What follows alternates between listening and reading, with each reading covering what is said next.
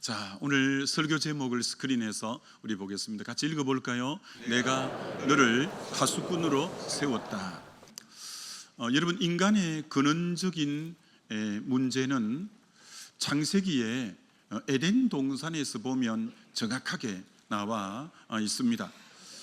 하나님께서 아담에게 동산에 있는 모든 실과는 너가 임의로 먹되 선악을 알게 하는 나무 실과는 먹지 말라.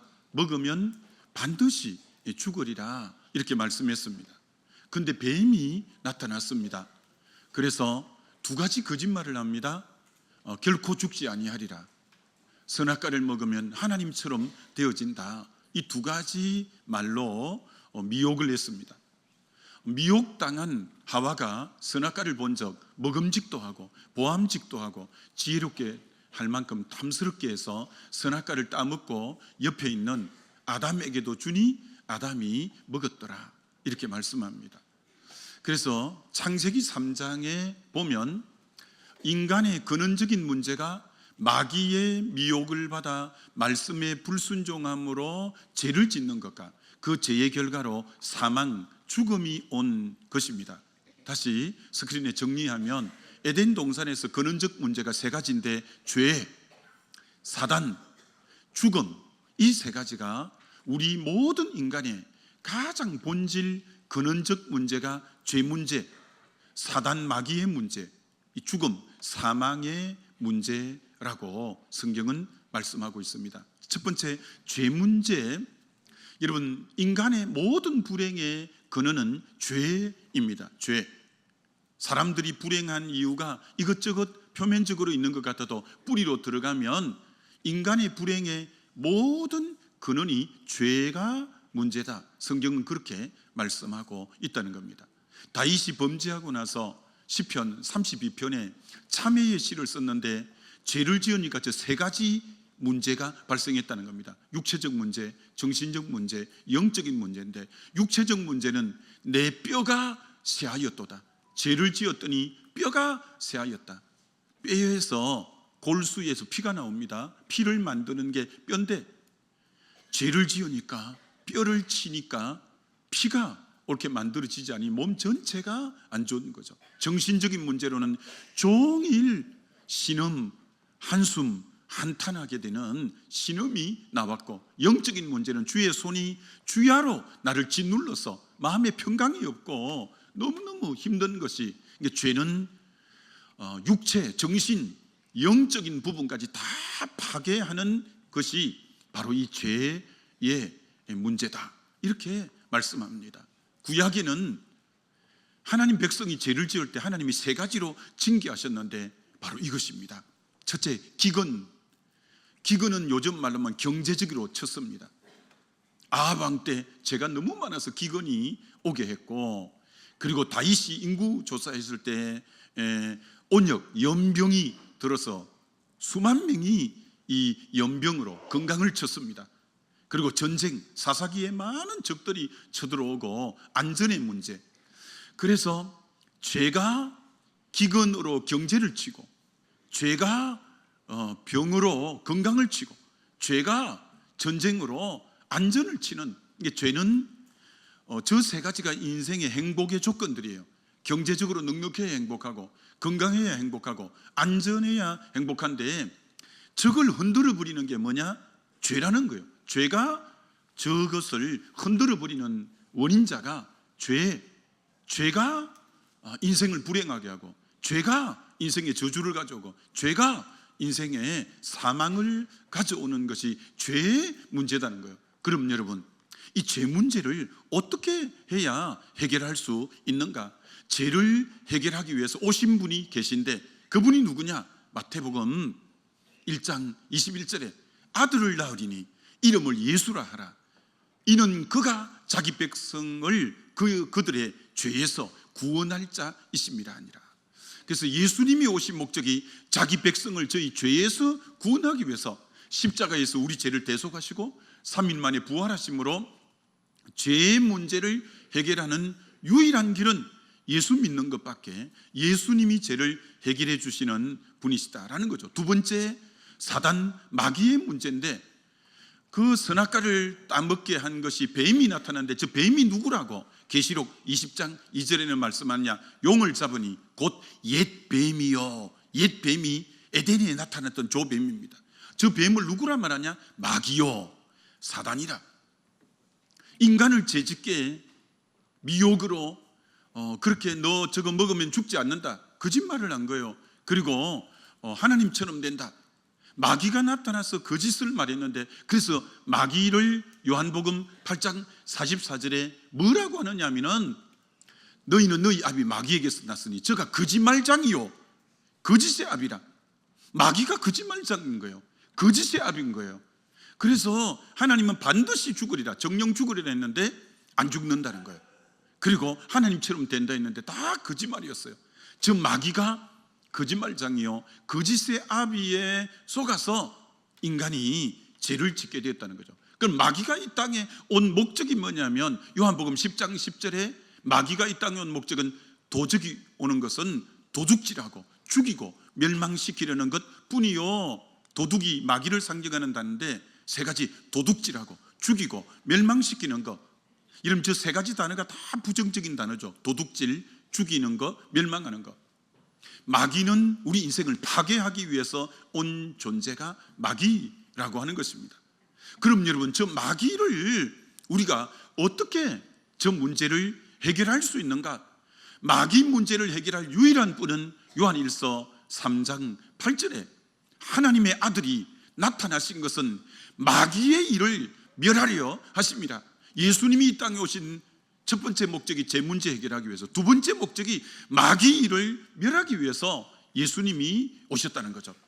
골로새서 2장 15절을 현대인의 성경으로 보면, 그리스도께서 사단의 권세를 짓밟아 십자가로 승리하셔서 그것을 사람에게 보여주셨습니다, 이렇게 말씀했는데, 예수님이 사단의 권세를 짓밟아 십자가로 승리했다는 거예요. 십자가에서 사단의 권세를 완전히 뱀의 머리를 깨뜨리시고 승리하신 것이 예수님이라는 거예요. 예수님만이 사단의 문제에서 우리를 자유케 하고 해방시킬 분이 예수님이라는 거예요. 세 번째가 아까 죽음, 사망의 문제인데, 죄의 싹지 사망이었고 한 번 죽는 것은 사람에게 정한 사실이요, 그 후에 심판이 있는데, 이 죽음의 문제를 해결할 수 있는 길이 뭐냐? 디모데후서 1장 10절에 이제는 우리 구주 그리스도 예수의 나타나심으로 말미암아 나타났으니 그는 사망을 패하시고, 예수님만이 사망을 패하고 복음으로써 생명과 썩지 아니할 것을 드러내신지라 라고 하면서, 이 땅에 사망을 패하는 분은 예수님밖에 없다는 거죠.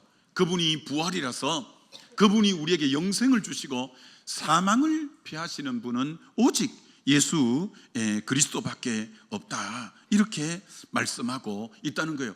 자, 그럼 여러분, 예수님이 이 땅에 3년간 공생애를 사셨는데, 그 3년 공생애 하신 일이 조금 전에 말씀한 죄의 문제를 해결하고 사단의 문제를 해결하고 바로 죽음의 문제를 해결한, 이것이 예수님이 해결한 복음이라는 거죠. 복음, 이게 가장 인간에게는 기쁜 소식. 야, 죄 문제에서 해결되어서 의롭게 되는 길이 있구나. 야, 사단에게서 해방되어서 이제는 주님이 주인이고 성령이 나를 다스릴 수 있구나. 야, 사망의 문제에서 벗어나서 영생할 수 있는 길이 있구나. 그게 누구냐면 예수 그리스도, 그분을 믿을 때만이 가능한 것. 이걸 일컬어 기쁜 소식, 복음이라고 하는 거예요. 복음이라는 말이 헬라어에서는 유앙겔리온이라고 말해요. 이 유앙겔리온이라는 이 단어의 어원은 마라톤 경기에서 나온 단어다, 이렇게 말할 수 있는 거죠. 여러분, 적하고 전쟁이 일어났는데 그렇게 장성하게 키운 아들들을 군대에 다 보낸 거예요. 이게 가족들이 저 치열한 전선에 나가 있는 아들이 살았는지 죽었는지, 우리 아군이 이겼는지 졌는지, 그때만 해도 휴대폰도 없고 연락도 안 되니까 후방에 있는 부모들, 이 나라 백성들이 얼마나 조마조마하고 긴장되고 두렵고, 야, 전쟁의 소식이 어떻게 이겼을까? 어떻게 됐을까? 모두 조마조마하게 기다리는데, 이 마라톤 할 때 그 전쟁에 승리했다는 소식을 백성들이 그 조마조마하고 긴장할 때 우리가 이겼습니다, 이겼다는 소식을 들었을 때 그 가족과 백성들이 그렇게 기뻐하는 그 기쁨을 유앙겔리온, 기쁜 소식이라는데, 복음이 그렇다는 거예요. 여러분, 인간이 죄에서 벗어난 것처럼 기쁜 소식이 없고, 인간이 사단에게서 벗어난 것보다 기쁜 소식이 없고, 인간이 사망에서 영생으로 옮겨진 것보다 기쁜 소식이 없는 이것이 다름 아닌 복음이라, 이렇게 말씀하는 거죠. 그럼 예수님은 이 복음을 십자가 부활을 통해서 완성시켜 놓고 이제는 원래 오셨던 하늘나라로 구름 타고 승천하시게 된 거죠. 예수님이 올라가시기 전에 제자들을 불러놓고 신신당부한 것이 있는데, 내가 십자가와 부활을 통해서 완성한 이 복음을 전해다오. 내가 이렇게 십자가 피 흘려서 완성한 이 복음을 전하지 않는다면 이건 무용지물이야. 전하지 않는다면 이건 사장되어 버려. 전하지 않는다면 아무 의미가 없어. 저들이 죄 가운데 벗어날 수 있는 길을 너희가 전해야 돼. 저들이 사단 마귀에게 우환질고에 사로잡힌 저들에게 복음을 전해야 돼. 저들이 사망의 두려움 속에 있는 저들에게 영생이 있음을 전해야 돼. 전해야만이 내가 십자가 부활을 통해서 완성한 복음을 전해야 된다고.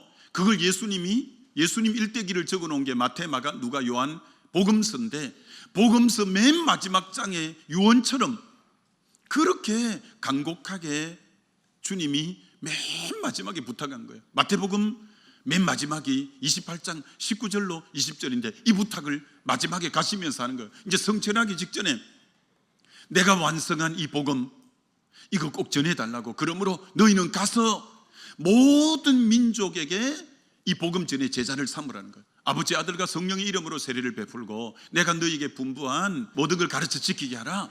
자, 이렇게 복음을 전하면 주님이 조건을 하나 뒤에 딱 붙이는 거예요. 너희가 만약에 이 죄 문제를 해결하고 사단의 문제를 해결하고 사망의 문제를 해결하는 이 복음을 전하면, 전하는 자에게는 볼지어다 내가 세상 끝날까지 너희와 항상 함께 있어 주겠다. 복음 전하는 자에게 함께 해 주겠다. 그래서 사도 바울이 가는 곳마다 복음 전할 때 핍박이 그렇게 많았지만, 매를 맞고 감옥에 갇히고 그런 어려움이 있었지만 어떻게 감당할 수 있었냐면 성령이 함께해서 표적과 기적과 능력으로 함께해 줬기 때문에 절대 낙심하지 않았어요. 1차 전도여행, 2차 전도여행, 3차 전도여행, 로마까지 가기에 이 하나님이 함께 하심으로 그 고난을 다 이겨나갔고 그 핍박을 이겨나갔고 성령의 임재 가운데 가는 곳마다 기적과 표적이 일어나면서 복음 전하는 자에게 주님이 함께 해주겠다는 거예요. 여러분 중에 난 하나님의 살아계심을 잘 못 느끼겠어, 하나님이 나하고 함께 계심을 난 그렇게 신앙생활 오래 해도 잘 모르겠어, 이런 분이 있다면 복음 전하러 가야 돼요. 여러분이 복음을 전하면 하나님이 나와 함께 하시는구나, 하나님이 나와 함께 하시는 이 임재를 여러분이 빨리 알 수가 있죠. 마가복음에도 맨 마지막 장에 주님이 정말 너무너무 유언처럼 이렇게 마가복음 16장 15절에 또 이르되 너희는 온 천하를 다니며 만민에게 복음을 전파하라. 이게 주님의 유언이에요. 이게 주님이 피를 토하듯 마지막 성천하기 전에 내가 완성해 놓은 복음을 너희가 온 천하 만민들에게 전해다오. 자, 주님은 절대 복음만 전해달라는 게 아니라 전하는 자에게는 이런 표적을 주겠다는 거예요. 믿는 자들에게 이런 표적이 따르리니 곧 그들이 내 이름으로 귀신을 쫓아내고 새 방언을 말하고 뱀을 집어올리며 무슨 독을 마실지라도 해를 받지 아니하며 병든 자에게 손을 얹은 적 나으리라 하시더라. 그러니까 주님이 저런 기적과 표적을 누구에게 주겠다고 하느냐면은 온 천하 만민에게 다니면서 복음 전하는 자에게 병자를 고치고 귀신을 쫓아내고 이런 능력을 복음 전하는 자에게 능력을 주시겠다는 거예요. 실제로 여러분이 전도 현장에 가고 단기 선교 현장에 가서 아픈 사람이 있을 때 기도해 주면 국내에서는 잘 안 났다가 단기 선교 현장에 가서 안전병이를 일으키는 일들이 우리 옛날 선교팀에서 있었어요. 그런 것처럼 주님이 저 약속 그대로 하는 거예요. 네가 온 천하 만민에게 복음 전하면 어디든지 네가 손을 얹은 병이 낫게 하겠다, 귀신이 떠나게 하겠다, 이렇게 약속하시는 거죠. 누가복음도 24장으로 되어 있는데 맨 마지막에 이 부탁을 하는 거예요. 또 그의 이름으로 제3을 받게 하는 회개가 예루살렘에서부터 시작하여 모든 족속에게 전파될 것이 기록되었으니, 자, 전파하는 너희는 이 모든 일에 증인이 되어주라. 너희가 나가서 전도해달라. 자, 전도하면 그럼 어떻게 하겠다고 또 약속을 딱 붙어 있는 거예요. 볼지어다 내가 내 아버지께 약속하신 것을 너희에게, 약속하신 것이 성령이에요, 보내리니 너희는 위로부터 능력을 더딥혀질 때까지 이 성에 머물라. 위로부터 내가 너희가 예루살렘부터 온 모든 족속에게 회개의 복음이 전거되고 네가 이 일의 증인이 되면 내가 위로부터 너에게 능력을 부어주겠다는 거예요. 절대 너 혼자 이 일을 하게 하지 않겠다는 거예요. 내가 능력 주겠다. 나가서 복음 전하라는 거예요. 요한복음도 마찬가지예요. 20장에 이렇게 말씀하는 거예요. 21장은 나중에 덧붙은 거예요. 20장이 어떤 의미로 마지막이라고도 할 수 있는데, 아버지께서 나를 보내신 것 같이 나도 너희를 보내노라. 전도하러 보내겠다는 거예요. 자, 전도하러 보내시면서 또 빈손으로 안 보내요. 이 말씀을 하시고 그들을 향하사 숨을 내쉬며 이러시되 성령을 받으라 이러면서 전도하러 나가는 적에 뭘 주시냐? 또 성령을 주시는 거예요. 그래서 여러분이 성령을 체험하고 싶고 여러분이 능력을 경험하고 싶고 그런 분들은 전도할 때 하나님이 함께 하심과, 그리고 하나님이 여러분을 통해서 표적을 일으키고 기적을 일으키는 것을 여러분이 생생하게 전도하는 분에게 그런 역사가 나타나게 되는 거죠. 여러분, 교회가 존재하는 목적은 예수님이 완성해 놓은 십자가 부활을 통해서 완성해 놓은 이 복음, 제 문제, 이 사단의 문제, 이 사망의 문제를 이 해결하신 이 복음을 전하기 위해서 성령을 보내서 교회가 태동한 거예요. 성령을 보내신 이유가 오직 성령이 너희에게 임하시면 너희가 권능을 받고 예루살렘, 온 유대, 사마리아 땅끝까지 이르러 내 증인이 되라. 성령을 보내신 이유도 예수님이 완성해 놓은 십자가 부활을 통해 완성해 놓은 복음을 사마리아 땅끝까지 이르러 내 증인이 되라. 그것 때문에 성령을 보내신 이유가 거기 있다는 거예요. 그래서 오늘 저와 여러분이 복음을 전하지 않으면, 전도하지 않으면 예수님이 그렇게 처절하게 십자가에서 우리 제 문제, 사단의 문제, 이 사망의 문제 해결해 놓았는데 이걸 전하지 않으면 이게 사장되어 버리는 거예요. 전하지 않으면 아무 의미가 없는 거예요. 주님이 그렇게 교회에게, 오늘 저와 여러분에게 이 복음 전해다오, 이 복음 전해다오라고 말씀하는 이유가 거기 있는 거죠. 여러분, 그래서 너무나 애절한 마음으로 사도 바울이 로마서 10장 14, 15절에 이렇게 말씀해 놨어요. 저기 어찌라는 단어가 몇 번 나오는지 잘 보면서 읽어보셔요. 그런즉 그들이 믿지 아니하는 일을 어찌 부르리요? 듣지도 못한 일을 어찌 믿으리요? 전파하는 이가 자가 없이 어찌 들으리요? 아니, 전해야 누가 들을 거 아니냐, 들어야 믿을 거 아니냐, 믿어야 부를 거 아니냐. 그래서 너무 안타까워서 어찌를 4번 나와요. 보내심을 받지 않았으면 어찌 전파리요? 기록된 바 아름답도다. 좋은 소식을 전하는 자들의 발이요 함과 같다. 여러분, 우리 주님이 제일 아름답다고 말해주는 사람은 누구냐? 주의 이 완성된 복음을 사람들에게 전해주는 그의 발이 제일 아름답고 그의 삶이 제일 아름답다는 거예요. 저는 우리 몸된 교회 성도 여러분들이 하나님이 보실 때 가장 아름다운 발, 가장 아름다운 인생이 되어지시기를 주의 이름으로 축원합니다. 이 복음 전할 때 바로 그와 같이 우리 하나님께서 역사하시겠다 말씀하고 있는 것입니다.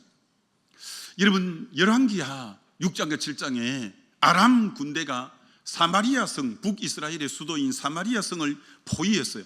고사작전을 펼쳤는데 양식이 떨어지면 저들이 굶어 죽고 항복하고 나오겠지. 드디어 몇 달째 이렇게 딱 버티고 있으니까 양식이 다 떨어진 거예요. 그러니까 그들이 너무 가난하니까 이제 먹을 게 없으니까 오늘은 너 아이 쌀만 먹고 내일은 내 아이 쌀만 먹자는 성경 구절이 나오는 거예요. 완전히 갈 때까지 간 거예요.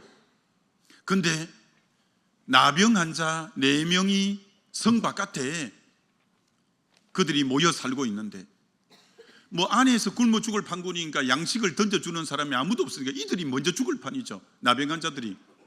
야, 이렇게 굶어 죽거나 아람 군대에 가서 뭐 항복을 하거나 어떻게 하든지 굶어 죽을 수는 없다 해서 이 4명의 나병 환자가 아람 군대를 향하여 척척척척 이렇게 나간 거예요. 근데 그때 하나님이 역사했어요. 하나님이 함께해서 4명의 나병 환자가 아람 군대로 갈 때 이것이 큰 군대가 몰려오는 소리, 병거가 몰려오는 소리, 말발굽 소리, 이런 소리가 엄청 들리는 거예요. 그러니까 대군이 밀려오는 줄 알고 이 아람 나라가 걸어마 날 살려라 하면서 혼비백산에서 저들이 도망가게 된 거예요. 그래서 나병 환자가 아람 진영에 도착하자마자 적이 한 명도 없어요. 그리고 양식이 군량미가 태산처럼 많이 있는 거예요. 며칠을 굶어갖고 양식을 막 허겁지겁 먹은 거예요.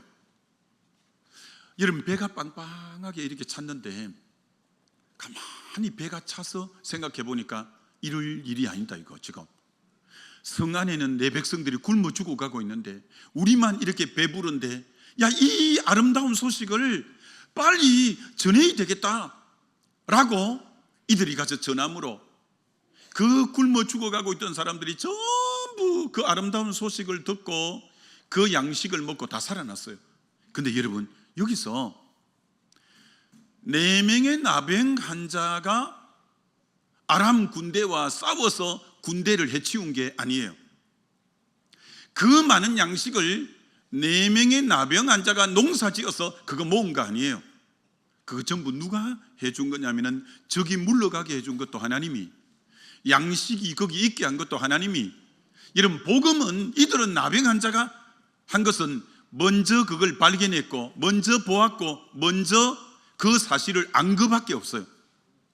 오늘 불신자와 우리와의 차이점은 이 죄의 문제, 사단의 문제, 사망의 문제는 우리가 뭐 한 것은 하나도 없어요. 예수님이 십자가를 통해서 다 해결해 놓은 다 하나님의 공로예요. 주님의 공로예요. 우리는 단지 이것을 먼저 알았어요. 먼저 이것을 경험했어요. 그럼 우리가 할 일이 뭐냐? 방금 이 나병 환자처럼 이것을 전해주기만 하면 돼요. 내가 가보니까 양식이 너무너무 많더라. 내가 가보니까 적군이 하나도 없더라. 야, 우리가 가서 취하기만 하면 된다. 이걸 전해주기만 하면 다 살아나는 거예요.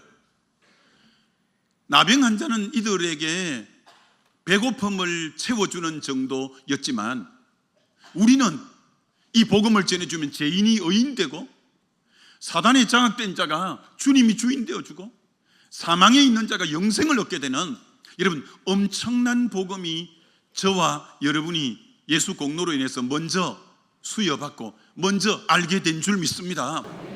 전해주기만 하면 되는 거예요. 근데 만약에 이렇게 귀한 복음을 듣고 안 전해주면, 열왕기하 7장 9절에 어떻게 되냐면 안 전해주면 이렇게 되는 거예요. 나병 환자들이 그 친구에게 서로 말하되 우리가 이렇게 해서는 아니 되겠도다. 왜? 그들만 배가 빵빵하게 부르니까 야, 이래 되겠나 이러는 거예요. 그 다음 10절에 이들이 어떻게 했냐? 오늘은 아름다운 소식이 있는 날이거늘 우리가 침묵하고 있도다. 야, 우리만 기뻐하고 있네, 이렇게 침묵하고 있네, 이래서는 안 되겠다. 만일 밝은 아침까지 기다리면 벌이 하늘로부터 재앙이 우리에게 미칠지니 이제 떠나 왕궁에 가서 알리자. 그렇게 알린 거예요. 우리도 마찬가지예요. 우리가 예수님을 먼저 믿고 제 문제 해결받고 사단의 문제 해결받고 사망의 문제 지금 해결받고 영생을 얻고 하나님 자녀 됐는데, 이 아름다운 소식의 날인데 여러분이 입을 닫고 침묵하고 있으면 하늘에서 벌이 내린대요, 재앙이 내린대요. 여러분 축원합니다. 우리 성도님들은 재앙을 한 번도 안 받게 되시기를 주의 이름으로 축원합니다. 그러면 이걸 전해야 돼요. 전해야 재앙이, 벌이 임하지 않는 거예요. 이거는 사도 바울도 고린전서 9장에서 이렇게 말했잖아요. 16절에 내가 복음을 전할지라도 자랑할 것이 없으면 내가 부득불할 일입니다. 만일 복음을 전하지 아니하면 내게 화가 있을 것이미로다. 그래서 제가 저 화를 헬라어로 찾아봤어요. 헬라어로 찾아보니까 우아이라는 단어를 써놨어요. 우아이는 언제 쓰는 단어인가 찾아봤더니 지옥의 형벌의 그런 화가 아니고 이 땅에서 고난과 핍박과 고통을 당하는 화라는 거예요. 그럼 제가 다시 성경을 다시 넘겨봤어요. 그럼 성경 중에 복음을 안 전해서 이런 화를 당한 적이 있는가를 봤더니 있는 거예요. 사도행전 8장 1절 예루살렘 교회가 그렇게 편만했는데 주님은 성령이 임하면 예루살렘, 온 유대, 사마리아 땅끝까지 가라 했는데 안 갔어요. 그래서 예루살렘에 핍박이 일어나는데 사도 외에는 모두 집을 떠나고 이제 핍박이 일어나니까 그래서 빌립이 사마리아로 가고 또 저들이 안디옥으로 가고 그래가지고 핍박으로 고난을 주니까 고통을 주니까 고난이 오니까 그들이 다 흩어진 거예요. 다시 말합니다. 난 우리 성도님들 고난 안 받길 원해요. 고통 안 받길 원해요. 그럼 어떻게 하냐? 복음 전해버리면 되는 거예요. 여러분 복음 전하게 되시기를 주의 이름으로 축원합니다. 복음 안 전하면 하나님이 화가 내게 있다 이렇게 말씀하는 거죠. 그래서 오늘 본문 에스겔 3장에 다시 한번 볼까요? 인자야 내가 너를 이스라엘 족속의 파수꾼으로 세웠으니 이런 파수꾼이 뭐 하는 사람이 파수꾼이에요? 적이 쳐들어오는지 안 오는지 높은 망대에 서서 보초하고 경계하는 거예요. 적이 쳐들어오나 안 오나 보자. 남들은 다 자도 파수꾼은 깨어 있어야 돼요. 그런데 새벽녘이 됐는데 저쪽에서 불빛이 보이고 요란한 병거 소리와 말발굽 소리가 들리기 시작하는 거예요. 그럼 적이 쳐들어오는 거예요. 그럼 파수꾼이 먼저 보고 먼저 알았어요. 그러면 어떻게 되냐? 나팔을 불고 하면서 깨워야 돼요. 위험하다 적이다 하고 외치는 자가 누구냐? 파수꾼이에요. 파수꾼. 너희들 그대로 가면 영원한 사망의 길로 가. 위험하다. 예수가 생명인데 예수로 돌아와. 그리고 그 길로 가면 죄 가운데 저주밖에 없어. 죄 해결받고 의의 길로 돌아와. 사단이 너희를 그렇게 괴롭히는 거야. 돌아와. 이것을 위험을 알리는 것이 누구냐? 파수꾼이 하는 역할인데 그 다음 18절을 볼까요? 그럼 파수꾼이 구체적으로 어떻게 해야 되냐? 가령 내가 악인에게 말하기를 너는 꼭 죽으리라 할 때 내가 깨우치지 아니하거나 말로 악인에게 일러서 그의 악한 길을 떠나 생명을 구원하게 하지 아니하면 그 악인은 그의 죄악 중에 죽으려니와 내가 그의 피값을 너 손에서 찾을 것이다. 네가 가서 복음을 안 전해서 그 사람이 복음 듣고 회개 안 하면 그 사람 책임이지만 그 사람에게 복음을 안 전해 주어서 그 사람이 지옥 가면 그 피값은 내가 네에게서 찾겠다. 너무 무서운 말씀이에요. 여러분의 가족, 여러분의 친지, 여러분의 직장 동료, 여러분의 이웃, 여러분의 계모임, 여러분의 맨날 등산 같이 가는 분, 그분은 여러분에게 전하라고 그 옆에 붙여준 거예요. 그분이 교회 가자 예수 믿으라 했는데 안 가면 그 사람 책임이에요. 그러나 여러분이 말을 안 해줘가지고 그 사람이 지옥 가면 피값을 여러분에게 찾는다고 오늘 말씀해 주는 거예요. 그래서 이번 행복축제에 여러분이 여러분 주변에 정말 이번에 다시 복음을 전해줘야 될 사람이 누군가를 여러분이 잘 봐야 돼요. 여러분 열왕기 하에 보면 나만이 나병이 걸렸잖아요. 백방으로 치료해도 나병을 고칠 수가 없는데 이스라엘에서 전쟁에 포로로 잡아왔던 계집아이가 이스라엘 소녀가 있었어요. 그 소녀가 복음을 제시하는 거예요. 딱 한마디 하는 거예요. 우리나라 선지자에게 가서 보이면 병이 나을 건데 딱 한마디만 해요. 복음은 많이도 필요 없어요. 복음은 한마디만 하면 복음 자체가 능력이에요. 그래서 우리나라 선지자에게 보이면 될 건데 딱 한마디 했는데 그 한마디가 나만을 살려서 엘리사를 만났고 요단강에 7번 씻으라 해서 씻음으로 완전히 회복되고 육체만 고친 게 아니라 하나님도 경외하겠다고 흙까지 파가 갔잖아요. 그런 것처럼 딱 한마디면 복음이 능력이라서 여러분이 전하면 예비된 자는 딱딱 돌아오는 거예요. 여러분 호주 시드니에 늘 복음을 전하는 할아버지가 계셨는데 그 할아버지가 뭐라고 하면서 복음을 전했냐면, 선생님은 오늘 밤에 죽으신다면 천국 가실 수 있습니까? 선생님은 영원한 생명이 준비되었습니까? 이렇게 복음을 전했어요. 그러면서 전도지를 계속 나누어 줬어요.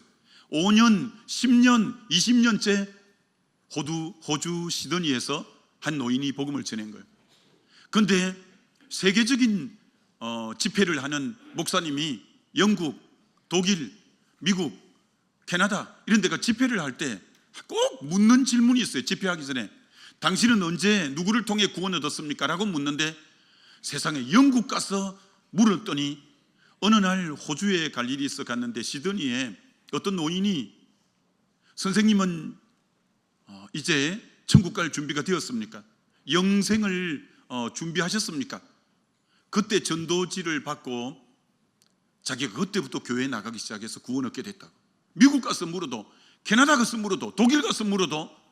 그래서 이 복음 전가하는 이분이 너무나 이제 이렇게 선한 영향력을 끼친 분이 있구나 해서 수소문을 해서 호주에 가서 그 할아버지를 찾기 시작한 거예요. 이 할아버지는 너무 세월이 많이 지나서 중병으로 병원에 입원해서 이제 아주 몸이 중한 상태가 있는 거예요. 드디어 할아버지를 찾아냈어요. 그래서 할아버지에게 이제 묻는 거예요. 물었더니 할아버지가 뭐라고 하느냐면 이렇게 대답하는 거예요. 제가 호주 시드니에서 많은 사람에게 복음을 전했지만 아무런 열매가 없었습니다 하면서 낙담이 되어서 그렇게 몇십 년 그렇게 복음 전했지만 열매가 없었습니다. 그때 이 목사님을 보낸 이유를 그때 알은 거야. 할아버지 무슨 선생님 무슨 소리예요? 무슨 말씀이에요? 제가 영국 가고 캐나다 가고 독일 가고 미국에서 집회할 때마다 당신들 어디서 구원 얻었냐면, 누구를 통해 구원 얻냐면 호주 시드니에서 복음 전해주는 할아버지가 있었는데 그 전도지를 받고 내가 예수 믿게 됐다고 하는데 얼마나 많은 전도 열매가 있는지 모릅니다. 여러분, 그 얘기를 이 할아버지가 이제 마지막 날이 얼마 안 남은 할아버지가 듣고는 얼굴이 환하게 밝아지면서 하나님의 부르심을 그 자리에서 받는 걸 보았다. 그 책에 이제 그렇게 나오는 거예요. 여러분이 복음 전하면 당장은 열매가 없는 것 같아도 아니요. 여러분, 그것이 때가 되면 아름다운 열매로 맺어지는 역사가 일어나게 되어질 줄 믿습니다.